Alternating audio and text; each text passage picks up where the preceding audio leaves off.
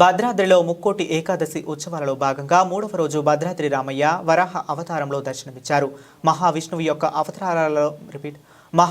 యొక్క అవతారాలలో ప్రత్యేకమైన అవతారం వరాహ అవతారం. లోకకంఠుడైన హిరణ్యాక్షుడును సంహరించడం కోసం వరాహ అవతారం ఎత్తి రాక్షస సంహారం చేసి ఈ భూమండలాన్ని రక్షించినటువంటి మహావిష్ణువుని పూజించడం వల్ల అభిష్ట సిద్ధి కలుగుతుందని, అనారోగ్య సమస్యలు తొలగడానికి, సంపదలను పొందడానికి వరాహ రూపంలో ఉన్న మహావిష్ణువుని పూజిస్తారని పండితులు, ఆధ్యాత్మికవేత్తలు చెబుతున్నారు.